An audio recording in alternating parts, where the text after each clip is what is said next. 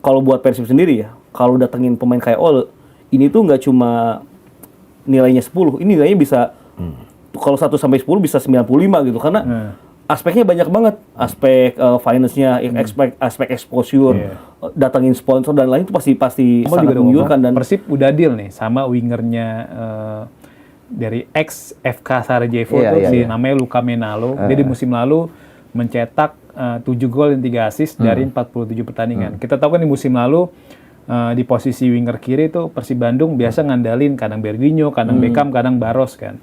Nah ini dengan muncul nama Menalo nih, yang pemain yang ternyata sudah memegang 16 caps di timnas Bosnia. Betul. Walaupun kalau kita browsing atau kita lihat di skuad Piala Dunia Bosnia di 2026 nggak ada nama dia. Tapi ini pemain punya 16 cap timnas Bosnia. Secara usia juga masih usia emas lah, 29 tahun kan. Kalau misalnya selain di belakang juga tadi Mas Ibam udah nyinggung soal pemain di lini depan. Tadi Bang Akmal juga di-spill soal Ole Romeni ini yang sudah diposting lah oleh salah satu akun yang sering ikut sama Persib Bandung kan. Dan ini kan bikin bikin Boboto semringah banget di medsos. Kalau misalnya memang ternyata Ole main di Persib Bandung. Tapi melihat sistem pola permainan Igor Tolit seperti apa kalau misalnya memang Ole benar gabung di Persib? Sebenarnya kan nggak bisa langsung disimpulin ya dengan apa yang oleh Igor Tolit lakukan beberapa laga ketika menggantikan peran Bojan di lapangan. Sebenarnya kan belum sepenuhnya bisa diambil kesimpulan. Cuman yang saya lihat sih kalau suatu tim punya striker seperti Ole Romeni secara teknikal, ini mah tim mau main dengan format gaya apapun bisa. Satu-satunya yang buat Ole Romeni ini struggling adalah ketika menghadapi liga yang intensitasnya tinggi dan tidak teratur gitu. Yang lebih fisikal dan juga lebih kohesif gitu, seperti di Championship. Itu berat dia karena secara fisikalitas bakal kena hantam terus sama bek lawan. Nah di Indonesia mungkin bisa karena meskipun fisikal di Indonesia tuh gak terlalu kohesif kan. Kadang tim itu kerap tim lawannya Persib kerap turun temponya, tiba-tiba turun konsentrasi gitu. Nah Ole masih bisa perform di sana. Jadi kalau buat Persib sendiri ya, kalau datengin pemain kayak Ole, ini tuh nggak cuma nilainya 10, ini nilainya bisa kalau 1 sampai 10 bisa 95 gitu karena aspeknya banyak banget, aspek finance-nya, aspek exposure, datangin sponsor dan lain itu pasti sangat menggiurkan. Dan udah terbukti lah Persib itu selalu punya cover boy dalam tanda kutip ya, pemain-pemain yang juga biasanya bagus secara branding gitu. Dulu punya Kim Jeffrey Kurniawan, ada tarik jauh lagi ada Jana Arif gitu yang menggoda brand-brand untuk kerjasama. Sekarang ada Mark Locke, pernah juga ada Ezra Walian. Nah, kalau ada Ole Romeni, aspeknya lengkap tuh, ada aspek brandnya masuk, aspek finansialnya juga masuk, aspek teknis apalagi gitu kan. Jadi kalau buat Boboto mah pemain kayak gitu datang ke Persib, wah seneng banget. Itu udah jadi transfer statement kalau bener kejadian gitu. Statement kayak gimana ya? Gue selalu ingat waktu kemarin Persib lawan Persija di Samarinda. Segiri. Kan yang dimainin sama Persija di kanan tuh Alano. Wah, Alano jago banget itu kan. Bawa bola walaupun dia diikutin tuh sama Putros. Putrosnya babak kedua digeser.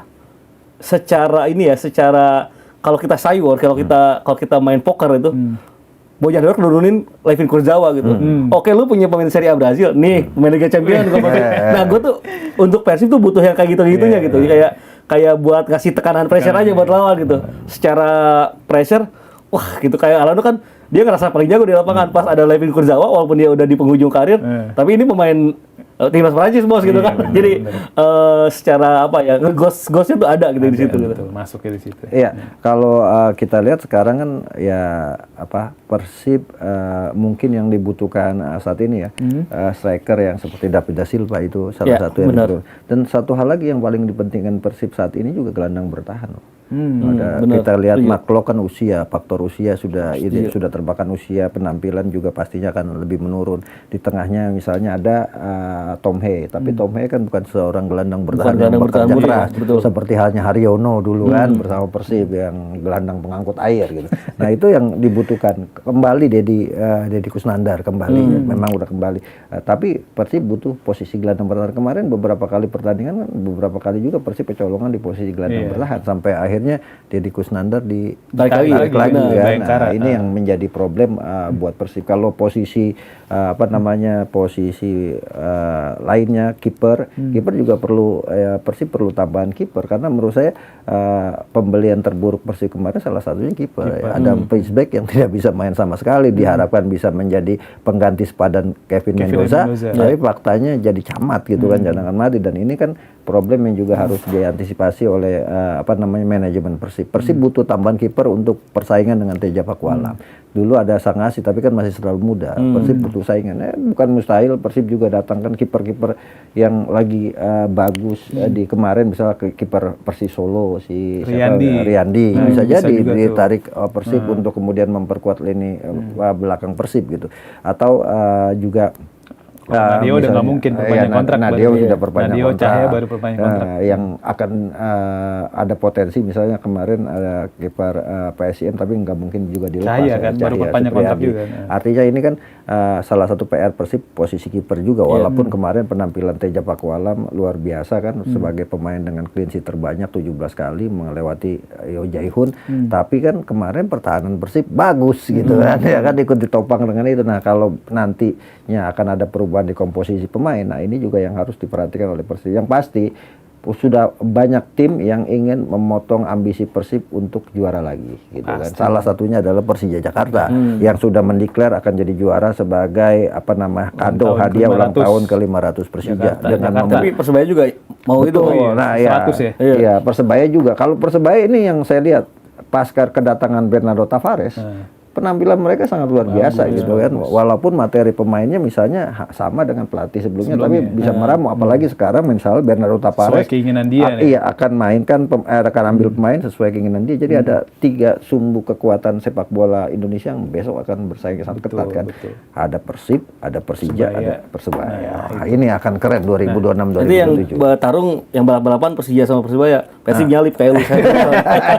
Yang penting juara di akhir musim gitu. Lewis Hamilton biasa kan. Betul, Lewis Hamilton gila dulu dari awal-awal musim. Ini menurut laporan media Bosnia nih, Sarajevo Futi nih, ada katanya Persib bahkan juga udah kenceng dirumorin juga sama beberapa media sosial di Indonesia yang memang fokus bahas bursa transfer. Dan ini akun-akun ini jarang meleset biasanya. Ini kabarnya tadi Bang Amal juga udah ngomong, Persib udah deal nih sama wingernya dari ex FK Sarajevo si namanya Luka Menalo. Dia di musim lalu mencetak 7 gol dan 3 assist dari 47 pertandingan. Kita tahu kan di musim lalu di posisi winger kiri itu Persib Bandung biasa ngandalin kadang Berginho, kadang Beckham, kadang Barros kan. Nah ini dengan muncul nama Menalo nih, yang pemain yang ternyata sudah memegang 16 caps di timnas Bosnia. Walaupun kalau kita browsing atau kita lihat di squad Piala Dunia Bosnia di 2026 nggak ada nama dia. Tapi ini pemain punya 16 cap timnas Bosnia. Secara usia juga masih usia emas lah, 29 tahun kan. Kalau misalnya dia benar bergabung gimana Mas Ibam? Secara karakter dulu ya. Karakter memang sebenarnya benar kata Bang Bur yang jadi winger murni di musim kemarin itu kalau asing Berguinho, kalau lokal Sadil. Okay. Kalau Etam kan lebih ke yang nusuk-nusuk itu kan. Betul. Nah, pas gua coba cek juga ya, karena setiap ada nama yang beredar ya penasaran juga lah ya, penasaran juga ngecek. Mungkin untuk ukuran Eropa disebut mungil, tapi kalau Indonesia enggak, karena tingginya 186 cm. Artinya ini secara postur mirip-mirip sama Berguinho.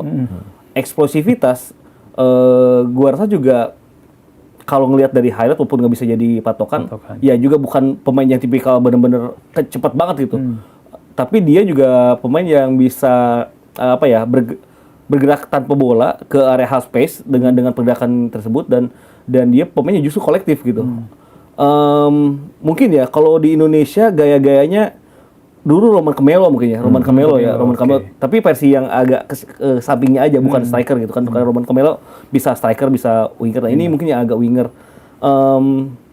Yang menarik justru walaupun dia timnya Bosnia, tapi dia tuh dibesarkan oleh piramida sepak bola Kroasia. Lulusan dari Dinamo Zagreb ya. Kalau sama Igor Tolik agak benturan tuh, karena Igor Tolik ex-pelatih Hajduk Split kan. Itu kan rivalnya kan. Nah, CV-nya bagus. Dan saya yakin, saya tuh cukup yakin kalau sekarang memang mau nggak mau CV itu cukup penting gitu. Dan ada faktor-faktor lain termasuk kebugaran, usia pemain dan apakah motivasinya masih ada atau enggak. Dalam tanda kutip gini, waktu Persikabo dulu datangin Ciro Alves, dia CV-nya adalah pemain timnas Brazil ya, U20.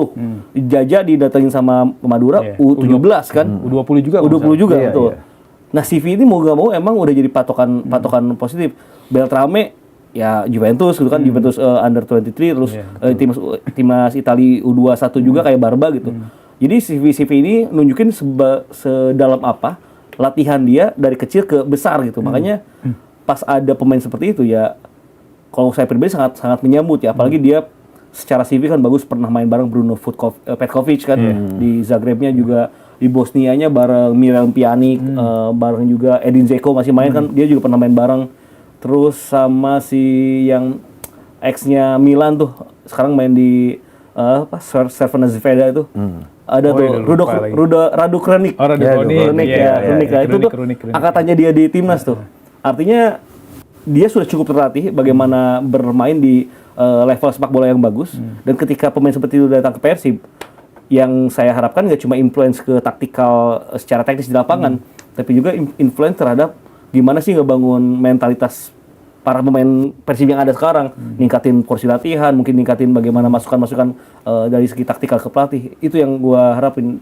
Tapi kalau dari segi taktikal, apakah winger Persib perlu ditambah? Ya jelas. Apalagi dengan musim lalu, jujur ya, ada banyak momen musim lalu tuh Persib tuh oper ke Berguinho, crossing dan insya Allah gitu. Banyak banget momen kayak gitu. Ya kan? Karena Baros di kanan ternyata lebih works ketika membantu pertahanan. Etam musim lalu oke, tapi kalau dibandingin 2 musim lalu, lebih oke di 2 musim lalu gitu. Artinya butuh opsi serangan lain nih dari Persib. Dan gue lihat sih dari tayangan ulang yang ada, dia kakinya kanan kiri jalan sih ya. Jadi itu tuh tipikal pemain yang emang disukai banget sama Igor Tolik gitu, untuk bisa cukup hairstyle lah di sisi kanan kiri gitu. Ya cuma